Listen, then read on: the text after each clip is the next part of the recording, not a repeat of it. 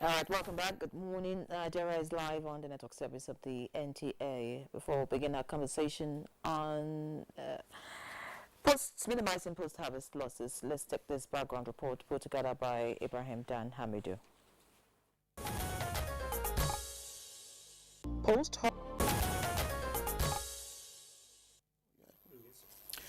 All right. Cutting the act, I was actually, sharing my thoughts with the guests who are already seated here in the studio. But let me formally introduce them. Let's begin with architect Kabiru Ibrahim, who is the president, Nigerian Agri-Business Group. He's also the national president, All Farmers Association of Nigeria, chairman Chairman BOT National Agricultural Foundation of Nigeria. And we're very happy to have you with us. Your first time this year with us?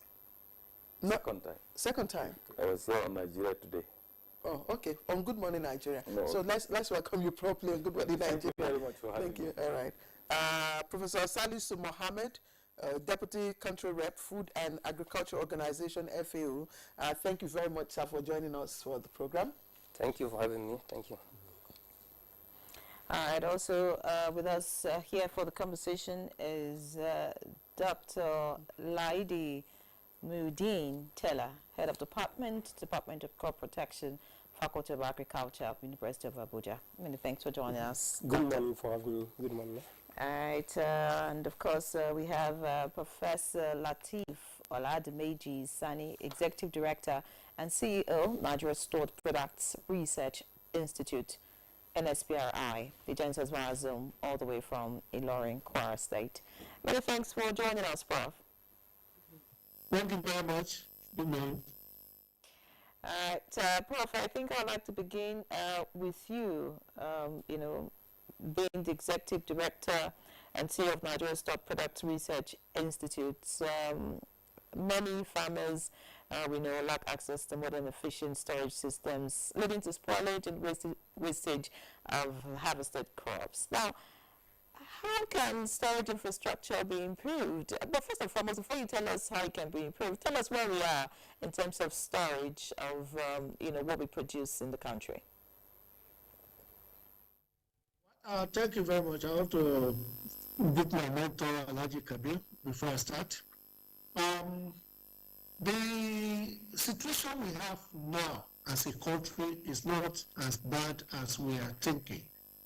You recall that through almost 30 presidential initiatives now, we have expanded and scaled up production practices such that most farmers are boastful of producing more and making more money, especially during the rainy season. But the problem is by the time you enter into the dry season, for you to harvest those crops becomes difficult and you spend more money.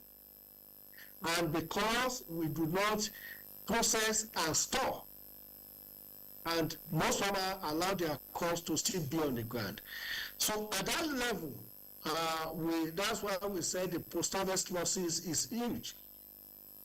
Two, in terms of technology development in the country, we have some technologies that are both imported and developed at the national level. I talk more of the national level because most imported technologies are of large scale. You're talking about 500,000 metric tons of silo. That is not the kind of storage structure that can fit into the Nigerian agriculture of today, because 90% of the Nigerian agriculture of today are small ownership. So because of that, some national agencies like Nigerian Stock Product Research Institute have developed small, medium storage structures. We have a small one, a metric drum that can take about 250 kilogram of mass, like 5 bags of 50 kg each of cowpeas, soybean you store. And we have another structure that we call inert atmosphere silo that can take 2 tons or 5 ton metric tons of either maize, sorghum, rice, and you store it. And when we did it, we've stored paddy rice for 48 months, and the quality was still there. The same thing with sorghum, the same thing with maize, and those are the small technology we have. But as an institute, we are limited to how do we extend this technology to the other sectors, to the users. So we have pockets of them in some locations in the country. And today, if we have opportunity, we have the backup, and everybody, my proposal is that all those small technology through AFAN, Nigerian Agribusiness Group, and some other value chain actors, we are ready to deploy them to all the 774 local governments of this country. If we are able to do it, I'm assuring you that we will not be talking of post-harvest losses of 40-60%. It has to be reduced to close to about 15-20% post-harvest losses because of some other handling problems that come along the value chain. Thank you.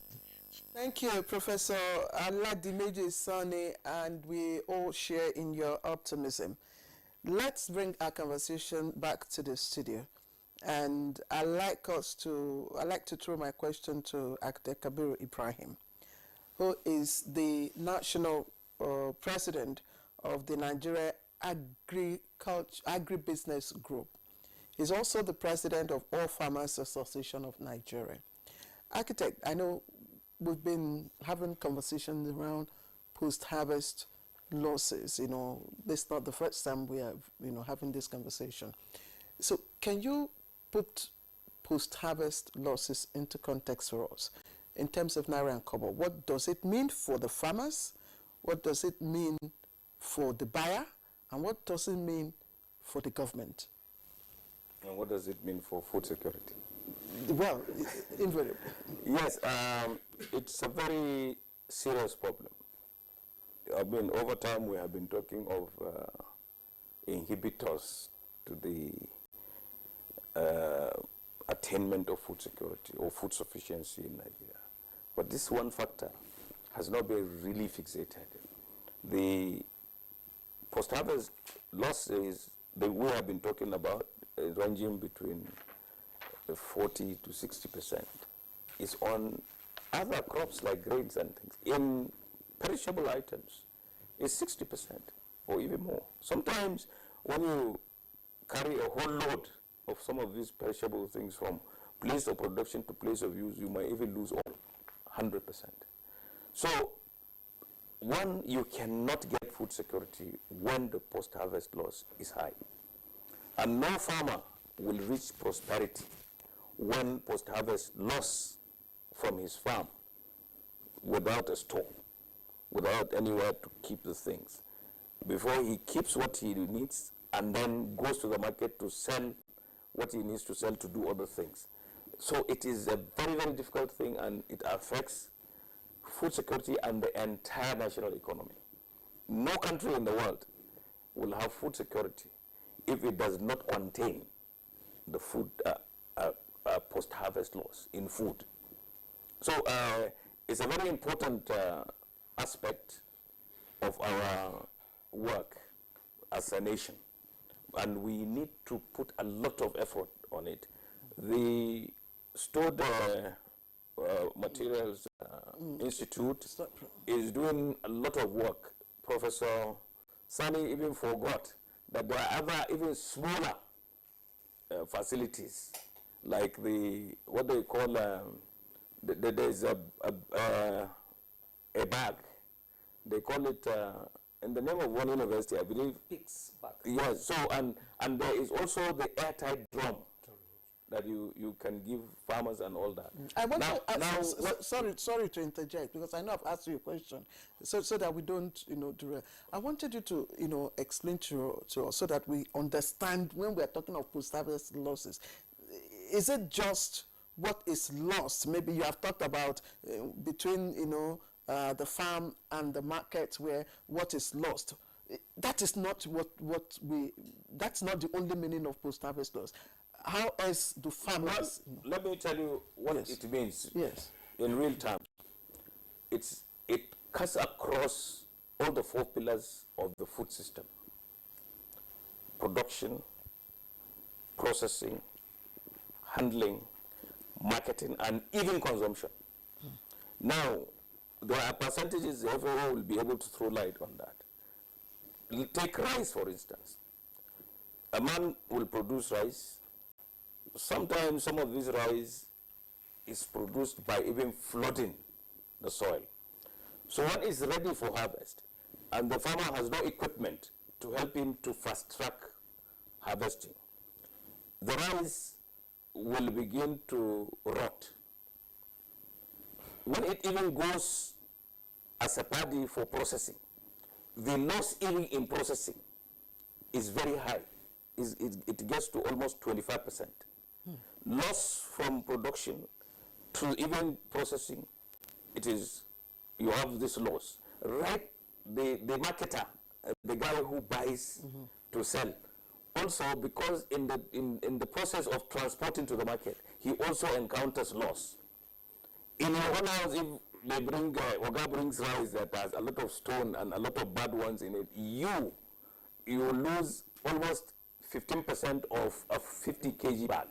So the loss is everybody's loss along the value chain, and it applies to all crops.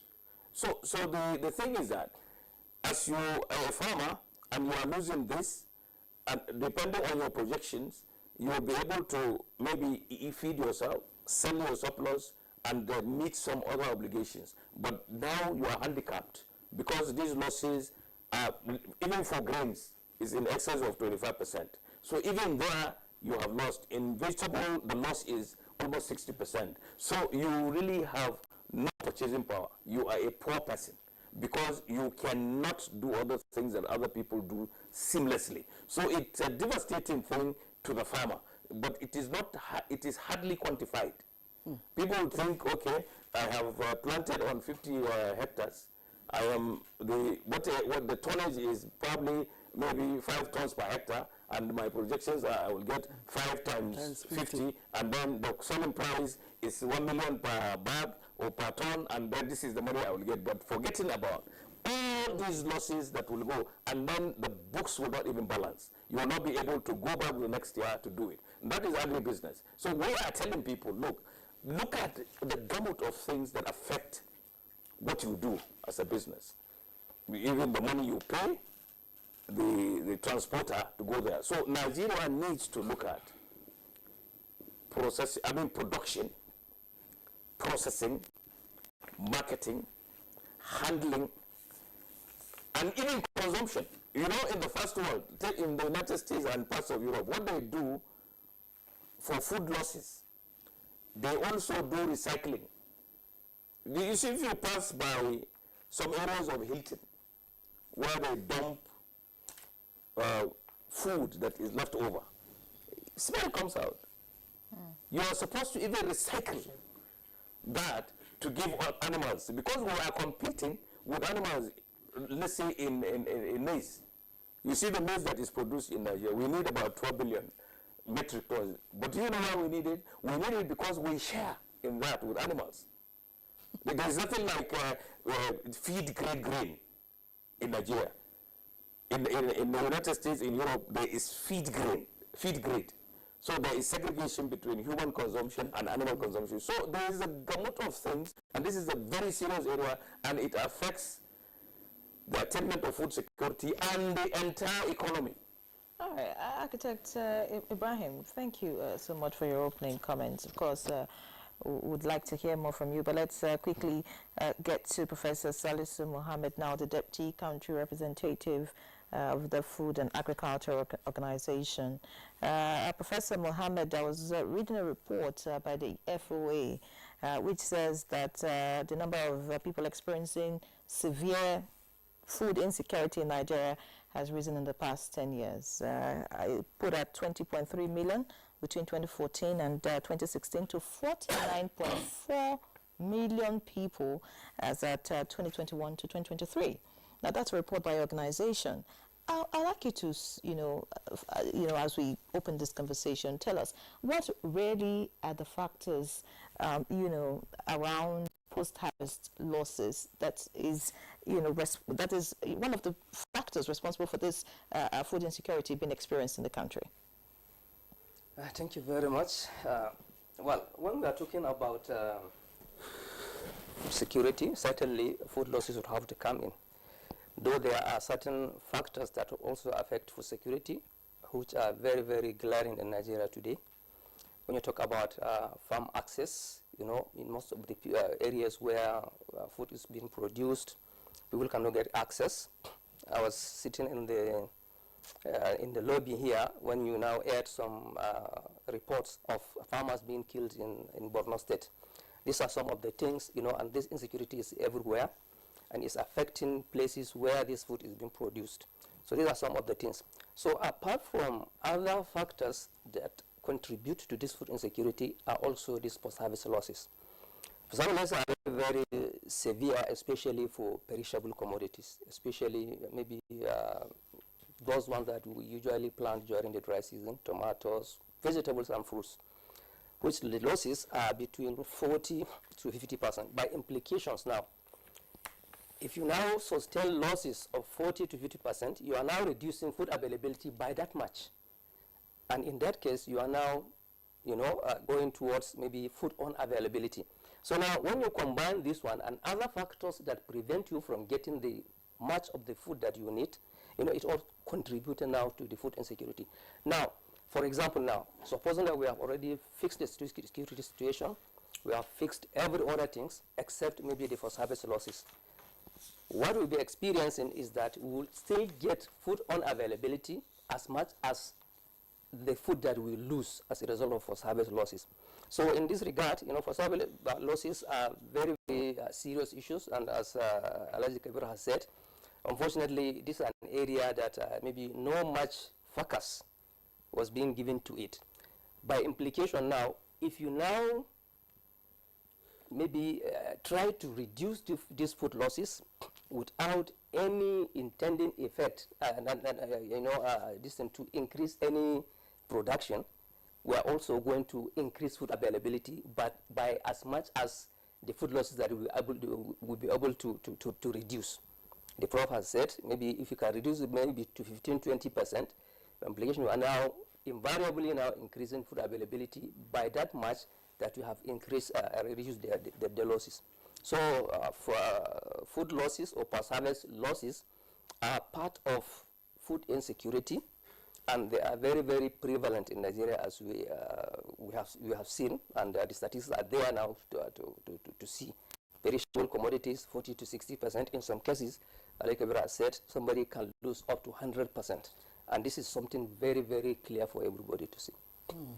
Thank you very much. Let's also have your own view, Dr. Tala, as head of Department of Crop Protection, Faculty of Agriculture. I'm sure this is an area of emphasis for your agric students, and I'm just wondering, considering, you know, that the issues have lingered. Yes. I mean, everybody here agree that on the percentage, you know, and it varies from the different value chain. So what are the things you see, you know, that we're not doing rightly in terms of, you know, protecting the crops and ensuring that the harvest is good all along? What do you teach your students in terms of post-harvest loss? Okay, thank you. Post-harvest losses are crucial to the nation. They are crucial to farmers, to farmer income, and they are also crucial to our health. Why are they crucial to our health? The first thing is that some of these spoiled products, spoiled crops, they lead to health problem. For example, the tomatoes have been destroyed by pathogens, and most of these tomatoes have been consumed. That is why many people are having cancer problem. When I get the message, it's not limited to losses alone. It's also an health issue. And that, we have some factors. It starts off from production, as well said by the architect. Type of selection, crop selection, type of crop you plant. You have to select a good variety of crop. The one that is resistant to the pests and diseases, and also out of the shelf life of the of that variety. It has to be considered. For example, now when Planting. In planting. it's not just it in planting, right from conception. You have to consider that the type of crop, the variety of crop you are planting is very, very important. And the second thing is that when you are planting, you have to take good care of your crops so that good crops are produced. When you store these good crops, they can have good shelf life. This also a very good thing you have to do. During harvesting too, there are some things you have to consider. The first thing. So if you consider, assuming Architect Kabiru's members of his association adapt to all this. I mean, they take note of the types of crops, variety, and then the pests and all that and all that. Yes. Will this guarantee a good harvest? Yes, that's what I'm saying. It will guarantee good harvest. But after good harvest, you have to also take care of what you harvest. Hope you are getting the message. Okay. You have to take, and it starts from harvesting. When you are harvesting, how do you harvest? There are some pests. There are some that are called primary pests. There are some that are secondary pests. Primary pests, they can initiate damage on crops. For example, now Cytophilus. Cytophilus is a pest of cereals like maize, like rice. It can initiate damage. But there are also some pests that are secondary pests that cannot initiate damage, but they can act on already damaged crops. That is why those pests, do they have local names that we can relate with? Because I know there's this kokoro, this worms. For example, Cytophilus, they are weevils. Okay. We are getting the message. Okay. Calysobruchus, maculatus, they copy. They also copy insects. We are getting the message. Stop impacts of copy. We are getting the message. All these are primary insects, but we have also secondary ones that act on already damaged crops. That is this tells us that whenever we want to harvest, you have to make sure that we harvest properly. When we harvest properly, so that these crops will not be attacked by these insect pests. From harvesting is also very, very important. And when we are harvesting too, we have to be take care that we handle all these crops with care. We handle them with care when we are harvesting. And we do sorting, we do grading before we transport them. Where we are having major problem is this now. Because as you rightly said, as an architect rightly said, we have this problem along the value chain. Tomato, for example. In Nigeria today, if you want to transport tomato from one place to another, what do we use in packaging tomato? Many farmers, many middlemen that transport tomato, they use baskets, which is totally bad. In developed countries, even in some developing countries, they don't use that. What they use is that they use crates, plastic crates, so that you can stack all these plastic crates without applying every weight on tomato. You want to transport tomato from Kano to Lagos, and you are using basket. Before you get to Lagos, everything is spoiled. Everything is spoiled. I think we have to start from that place. After harvesting, then how do we undo all these crops? Then how do we transport all these crops? What are the things we use in packaging? They are very, very important. Then along the value chain, you have to identify each stage on the loss at each stage. During transportation, during packaging, what are the losses that we experience? All right. All these things are necessary in order to reduce or to minimize post-harvest losses. Many thanks, Dr. Teller. I want to go to Architect Ibrahim.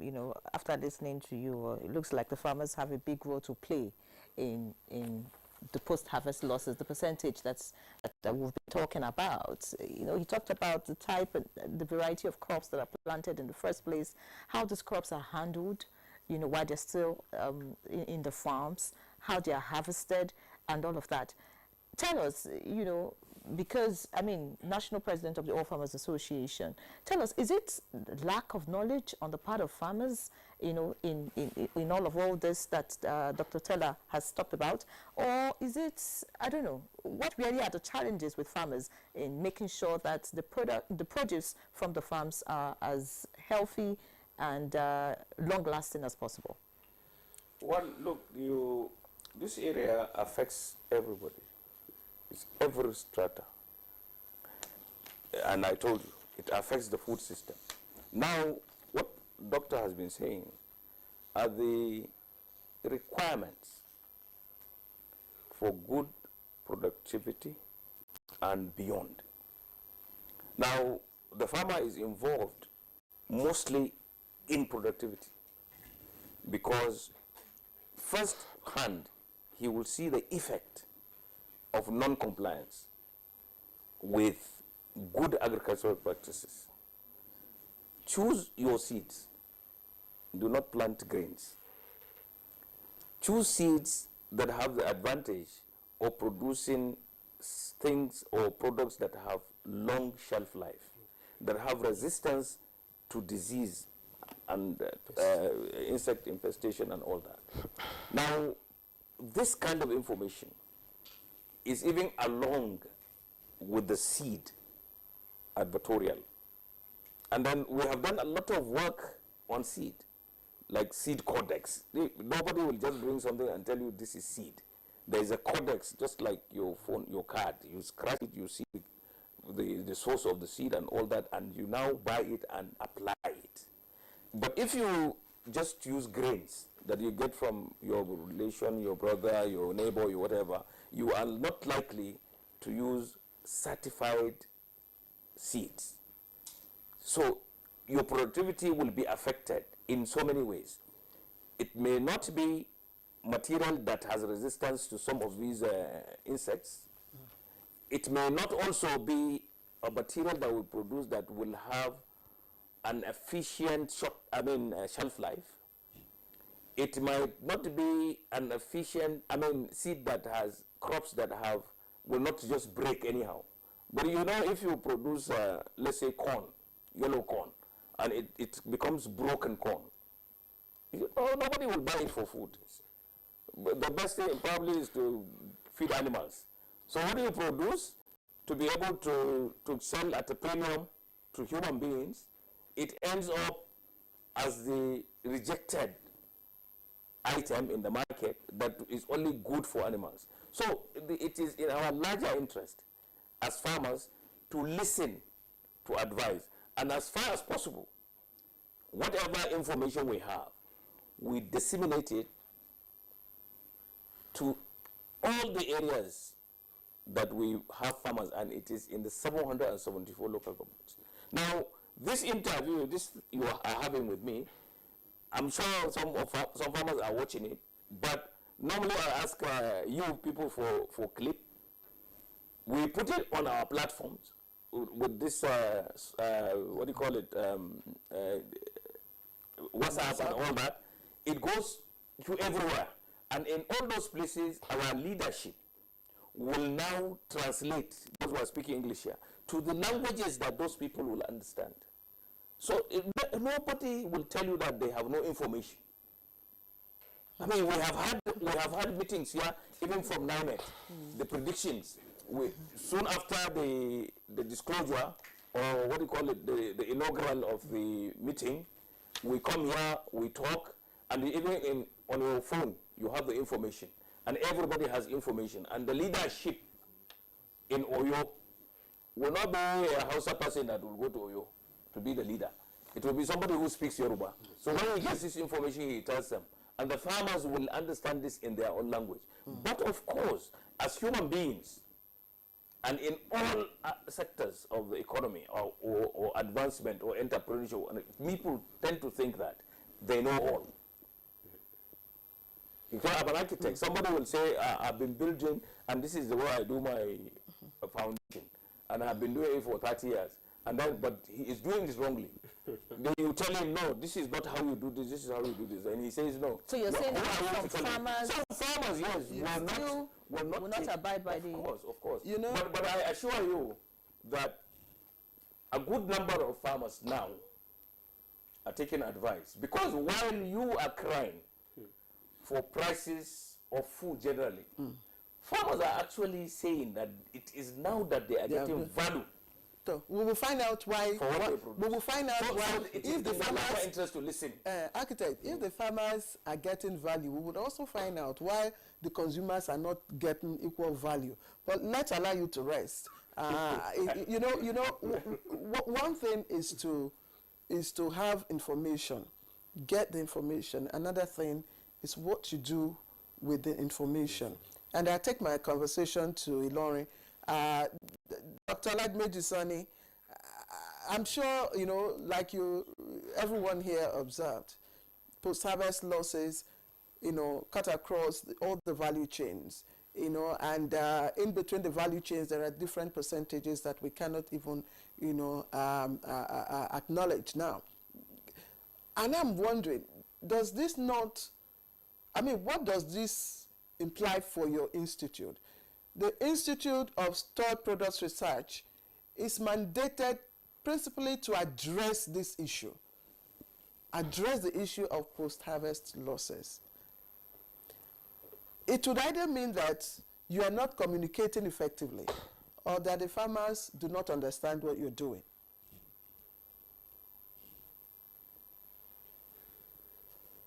Well, you see, establishment of national research agencies like ours is purely to provide solutions to emerging problems. As an institute, I don't know whether you know that we are 75-year-old. We were established in 1948 by the British government. And purely on what the architect was trying to talk about, my colleague from the University of Abuja and the FAO. The first thing that the West Africa Produce Research that now transformed to Nigerian Stock Product Research after 1960, after independence, was the strength given to us was such that we had enough human capital, human resources to be able to detect any of the commodities that want to be exported abroad. With some of these either aflatoxin, pesticides, and so many other things. So the mandate that we had there was that we were always even in the port to assist other regulators until when Nigeria revised it and we are now purely research institute. So what are we expecting to come out with? Number one, research output, research solutions. Now my colleague that cited the issue of crates for tomato, that was Nispri's technology. Crates was Nispri technology, and we have retired scientists that have retired from that kind of research. The second one is the issue of the inert atmosphere silo I cited. It's a technology now that has been patented and is ready for everybody to uptake. Now, how do we get our technology to the farmers? It requires extension advisory services. As an agency research institute, we are limited in terms of funding and in terms of you have to collaborate with agricultural development program that we've been working with and some of the NGOs now. Now we are working with Council of Women Affairs, COAN, and Mother Wolfan in Kano, and AATF, Sasakawa African Association, that we are now working with. And we've deployed some of our technologies now in Kano, almost 210 hermetic drums, and the governor of Borno State, Professor Zulu, we delivered 1,000 hermetic drums to Borno State by around October 2024. So as I'm talking to you, the federal government also is conscious of the issue of deployment of the best interventions to the grassroots. And this year we are starting a pilot testing of deploying about 44 of that kind of silos and about 70 of the parabolic solar dryer that can dry cocoa, ginger, garlic, cassava, And it is now that we are trying to go to the other end of the value chain. So as an institute, we have all the research solutions and we are communicating, but it's limited. The only way now is for us to bring in the government to support in terms of upscaling and also bring in the private partners. Now the Agricultural Research Council of Nigeria, under the Federal Ministry of Agriculture and Food Security, had mandated all research institutes to now go into what we call spin-up industries, patenting the commercialization and partnering with private sectors that can be able to mass produce all this technology. A national institute cannot deliver 5,000, 10,000 metric drums. It has to be owned by private sectors. And I think that's the next drive that we are. We are the major post-harvest collect that Honorable Minister for State cited of recent. And they have approved that we have the second post-harvest collect in our center, 22nd to 23rd of April. There, you will see the private people that have started using some of these solutions. And we'll be glad that FAO will attend this one this time around, because FAO has done quite a lot of post-harvest solutions in the world that I'm aware as a former consultant to them. Professor Sani, thank you. Let's even look at let's take the different value chains. Let's begin with the production that Professor Dr. Tala, mentioned. Of course, he says, at that stage, farmers need to understand the types of crops, that they want to plant. They need to know the variety. They also need to know the pest resistance and all that.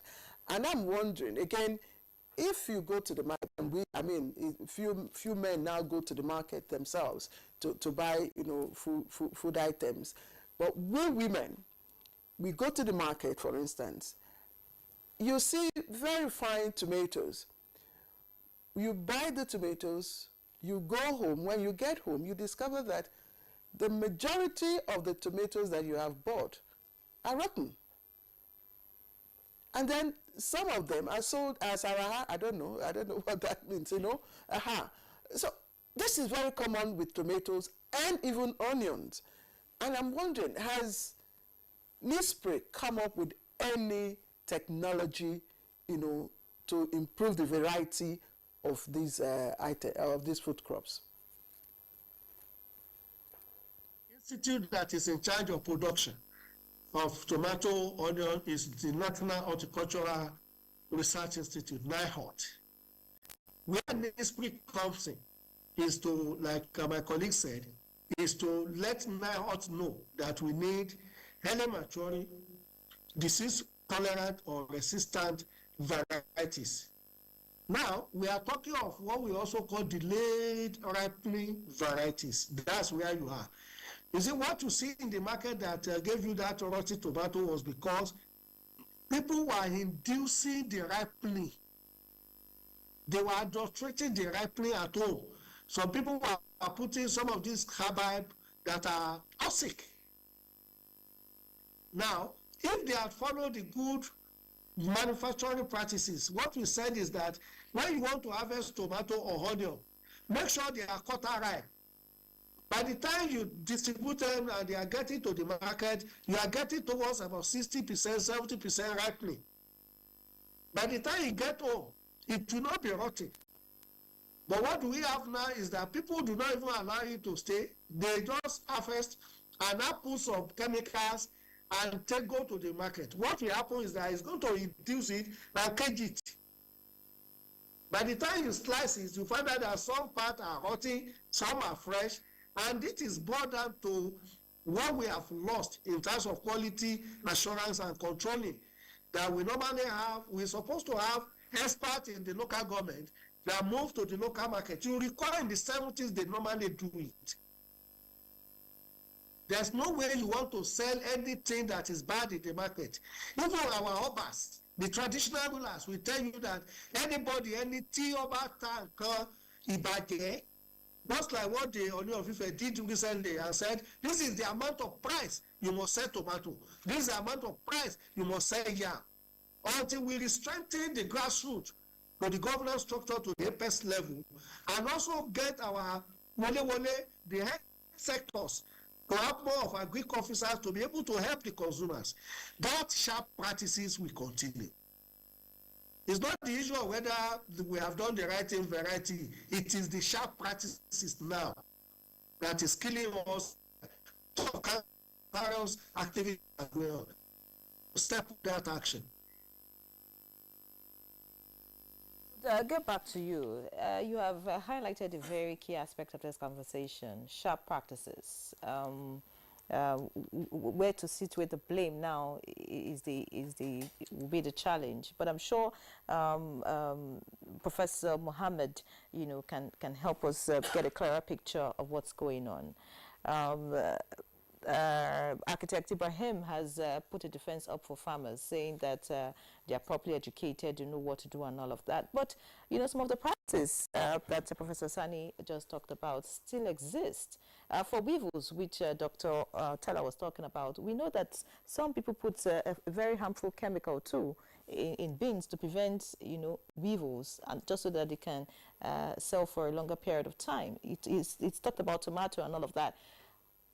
What really is responsible for the continuance of this sharp practice, which poses great danger to our health, and of course, causing a lot of damage in different sectors? Speak to us in that regard, based on what you know, because Professor Sani says you have been your organization, handles post-harvest losses in different parts of the world. Thank you very much. First of all, maybe just to comment on what the architect has said, especially maybe in terms of adoption of certain good practices by farmers. Naturally, we have the adoption process, whereby not everybody can just adopt any practice as it is rolled out. Certainly, there are some that can grasp it really readily. Some will have to wait and see. Those who have grabbed it, have they succeed? Some can even be laggards. Some can even decide not to really go the way of the change. So this is the kind of thing that is happening in terms of this. So, and sometimes it is not always also about the access to the information, but also the access to the technologies. The technology may, in some cases, not be present in the places where they are, and in some cases, the technologies may be available, but they do not have the financial wherewithal to acquire them. These are certain things. Then maybe coming back to the practices, FAO is actually encouraging good practices, especially good harvesting practices. Because, the thing is, if you do not have the knowledge of good harvesting, you are at the risk of, falling into this kind of trap. Because, the consumer in the market will want to see a very reddish tomato appealing to his distance so that he can buy. But then, harvesting tomato will have to be, let it mature, but not red all over. So that maybe, the physiological processes always continue, even when it is harvested. So meaning that before it now gets to the market, the ripening process will continue. Would you say it's lack of knowledge on the part of the farmers, or it's a deliberate practice, probably maybe to, I don't know, for more profit or whatever it is? That is what I'm saying. That there are some that do not have the knowledge, but there are some, they have the knowledge, but the fact that that now the consumer in the market is ready to see a very reddish tomato for him to buy. So now, if maybe I now tell you, okay, the best way now to harvest your tomato is when it is mature but still green, take it to the market. By the time you now bring that green tomato and beside also another red one, tendencies are that the consumer in the market will prefer the red one. So this one now brings them into this kind of sharp practices, that even though they know that this is how this thing can be done, but then the fact that they're out actually to get the money. So if you now take it to the market and nobody is willing to buy it as it is, so there is also now the need now for even the consumer to be informed. So I would say now maybe food regulations have to be enforced. I know that there are several regulations in terms of what goes to the market and what a consumer should buy. They are all there. but maybe the enforcement is not. The enforcement usually is for finished products, for manufactured products. But for things that are coming out of the market, after the farm to the market, you see that, eyes are not really on that one, and that is the reason why now the perpetrators of these sharp practices are really persisting. So maybe the government, NAFDAC and all that, they will also have to put eyes on these kind of things. The extension, FAO and all that, they are doing their best to really inform the farmers on good practices, harvesting practices, marketing of perishable commodities. But then, the reasons I have said earlier of maybe if the consumer is not informed of these kind of things, tendencies are that he will now be looking for something that's appealing, even though it is hazardous.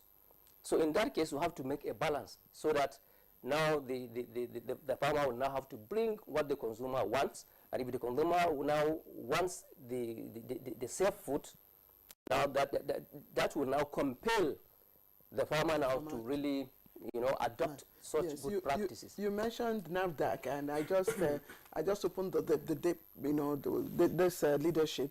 NAFDAC and NOA cautioning farmers, against applying chemicals to preserve grains. But again, if you outside this country, or maybe you watch certain programs, on food programs and all that, you discover that even in groceries, you find very succulent, fruits, whether bananas, tomatoes, very, ripened, fruits and all that. So I don't know this one that you're saying, okay, it has to be maybe half, green like this, and then it happens in the house. I don't know if there's a different technology. Dr. Teller, government has over time, made efforts to construct silos across the different parts of the country just to preserve, our crop. I'm wondering, is constructing silos enough to safeguard our harvest when farmers, mostly smallholder farmers, are still using hoes and machetes? Okay, thank you, Ma. It's not enough. Most of these farmers have to be educated. Although rightly said by the president, the architect, that they are trying to educate farmers on this. Let me start from the use of chemical. He made mention of use of chemical. We have rules and regulations. But the problem is multifaceted. All these rules and regulations are not being enforced. I was discussing with somebody from South Africa. He said categorically, those who are handling chemicals in South Africa are educated. But those who are selling agrochemicals in Nigeria, most of them, 90% of them are not educated. They are not educated. And if you go to them to tell them that I want to use this thing is not working, they will tell you double the dose. When you are doubling the dose, then you are killing people you are selling it to. Come and get the message. Then let me go back to the silos that you said. As strictly done by Nigeria Store Products Institute, I think it's a very good step. Let's do smaller ones, smaller silos, or any other one that farmers can afford, that farmers can get at subsidized rates, so that they will stop using these hazardous chemicals. Because many people may put money to see in just one single bag of maize. But we are getting the message. There was a time that our copy was rejected, was banned from international market. Because of what? Because of pesticide residues in it. And the same produce we are consuming in Nigeria. That means that we are eating by little, down by little. That's just it. We are the architect of our own tennis. We are killing ourselves. Because the organizations, the parasiters that are supposed to monitor this are not doing enough. As rightly said, in those days, we have farm officers in local governments. They will be moving around markets, inspecting produce. All these things are no more there. Well, let's talk about the method of farming, because it's also a fundamental aspect. Still, Architect Kabir is here. I know he's a big farmer. Yes. He's one of the very top, farmers. So ahead, but the smallholder farmers who are still, who constitute a chunk percentage of the farming population, and are still using this rudimentary farming method. Now, if you go to, some of the rural areas and see how orange, for instance, is harvested, sometimes you find people climbing orange trees to shake, yes. Even in my place, sometimes when you want to harvest, I don't know the name in English, agbalumo. Okay. I don't know. What's the English name, botanical name for? I think it's African cherry. African cherry. Yes. So to even harvest it, you have to hold the trunk and push, and when they fall to the ground, of course, we know what happens. Yes. You definitely lose, a large percentage of it. So when we come back from the break, we're taking a short break now. Okay. You talk to us about the impact of mechanized farming on post-harvest losses. Okay, sir. You're watching Good Morning Nigeria. Let's take a short break. So good morning, Nigeria live on the network service of the NTA, and our conversation continues, minimizing post-harvest losses. Our guests are still very much with us, and before we went on that break, Claire was trying to find out if there are better ways, to harvest, farm produce. Talked about, the shaking of trees and all of that. And then during the break, the FRA representative was talking about, using cold chains, refrigeration and freezing as a way of, increasing the shelf life of farm produce. But when you talk about refrigeration and freezing, some would ask you, in a country where there's barely stable power supply. So, how do we go around this? So, but I want you to respond to the question as we begin to round up the conversation. What are the practices we need to, take up, yes, just so that we can prevent post-harvest losses? Yeah, okay, thank you. The first thing is that, as suggested by architect, when we want to harvest, you have to apply you have to apply recommended method of harvesting. You said something about mechanized means of harvesting our crops. Well, in universities today, some researchers, especially in agricultural and engineering, they have developed local ways, mechanized ways of harvesting our crops. But all these things are not being given to farmers. We are getting the message. We cannot go back to the old ways because of the spoilage of crops. The first thing is that the missing links between academics and interests have to be filled. You have to fill it. For example, now, let me give you a very good example. In developed countries, especially in US, a professor or an academic who has some responsibilities. His teaching could be 20%, research 30%, and extension 50%. That is, wherever he finds out will be communicated to farmers. But we are not in Nigeria, there's nothing like that. Who should fill that gap? Government or the association? Government, yes, government should do it. The government should do it. That is one. We can provide better ways of harvesting our crops. And even our local fabricators can be carried along. I'll give you a very good example of this. Our local fabricators can be carried along. That's our time. There was a time, NISPRI, that is Nigerian Stored Products Research Institute, went to camps, NYC camps, to train some coppers. They trained some coppers, after training some coppers on how to preserve crops. And after that, they were told to write proposal. One of my students wrote a proposal on how to preserve tomato. And it was given to me $1. After being given to me $1, then he went to a local fabricator. He explained what he wanted to do. And the rural capital came out with a machine that will turn tomato to paste, that will pasteurize tomato, and that will package tomato. Right now, he's bottling tomato, he's selling tomato paste. You are getting the message. We have a lot to do. And this meeting, there are missing gaps have to be filled. And what was done by Nigerian Stock Products Institute, I don't think they are still doing it. They need to do a lot of this. And now in NYC can't be learned. Although they can also learn rural areas, because he also said the same thing. They don't have the capacity, they don't have the air to reach out to farmers in the rural area. All these things need to be done in order to address these post-harvest losses. Okay, let's talk to FAO.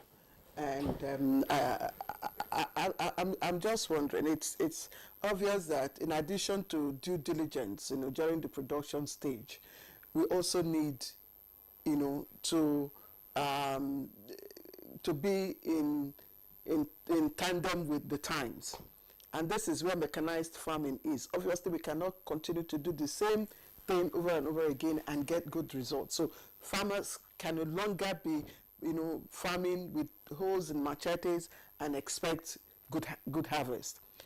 So I'm just wondering, Lagos, for instance, I hear Lagos has what they call the mega, food chain, whereby they had, integrated their market strategy.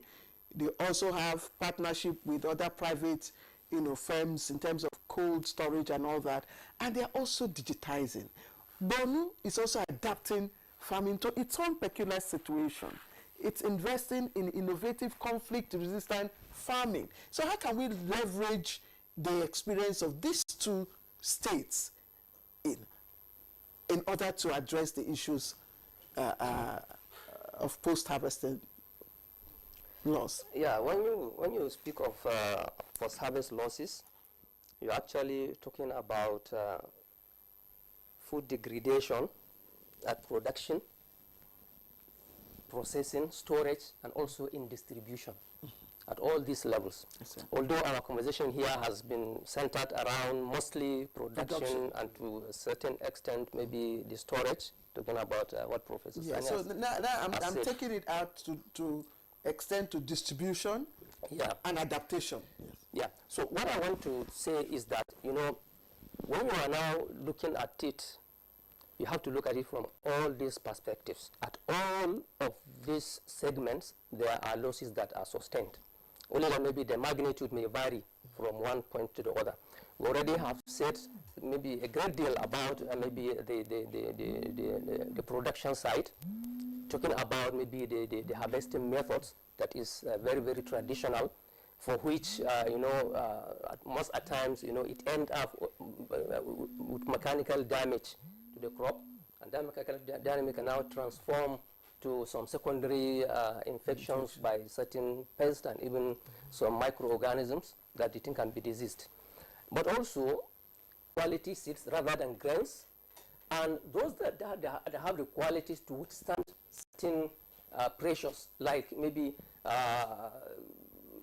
drought, where drought is prevalent, or some that can even withstand some insect infestation where there is one, right.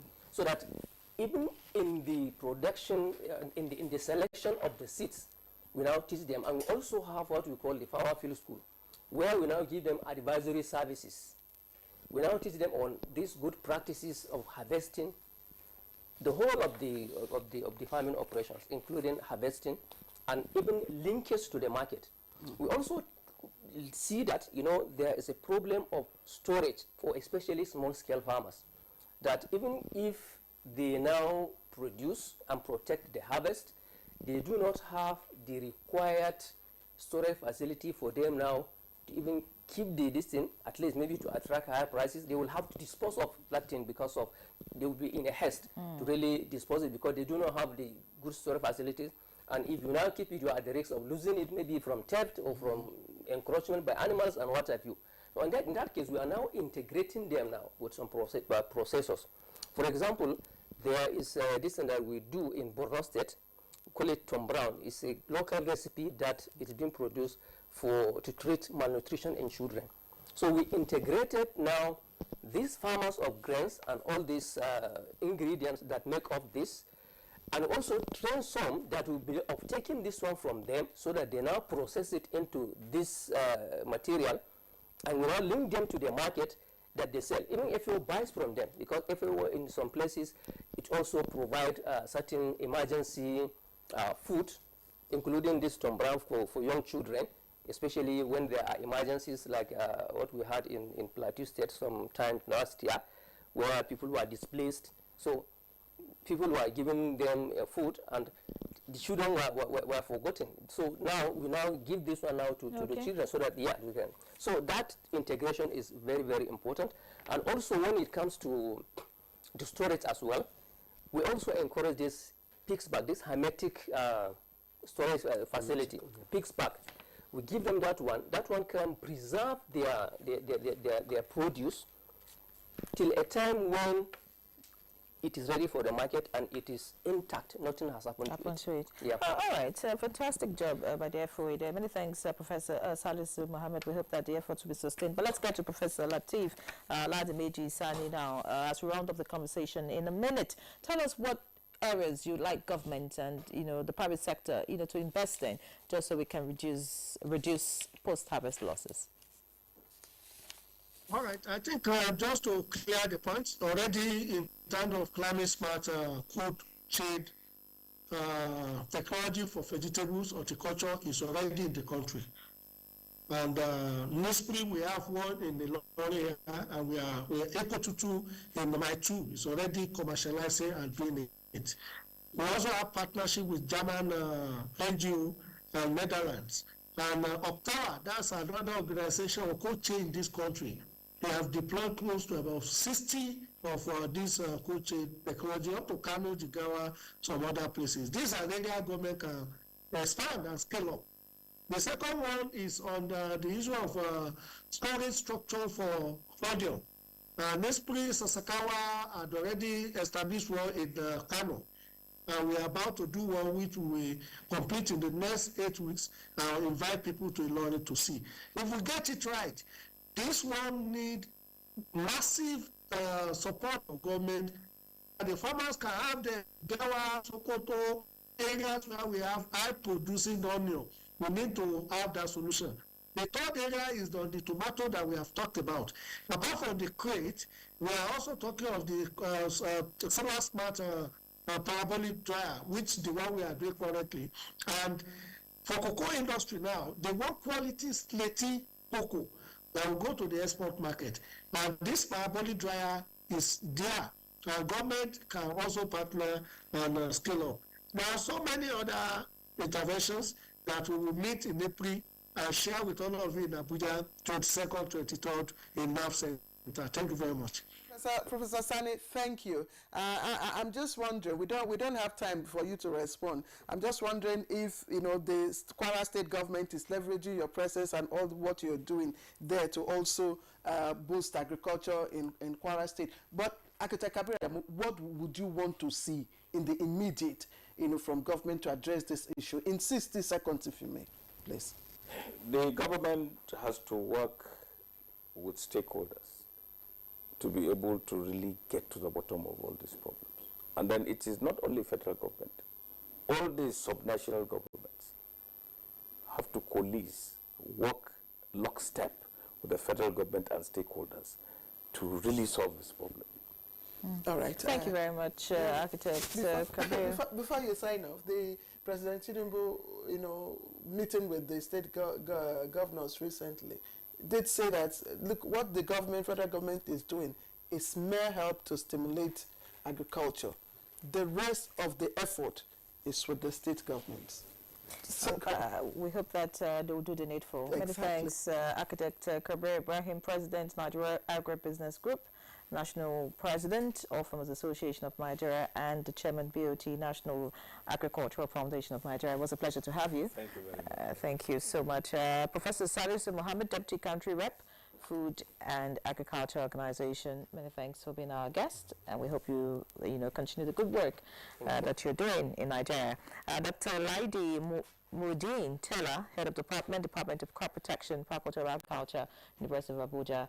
Many thanks for being our guest. And of course, Professor Lateef Oladimeji Sani, Executive Director and CEO of Nigerian Stock Products Research Institute, NSPRI. Many thanks for joining us.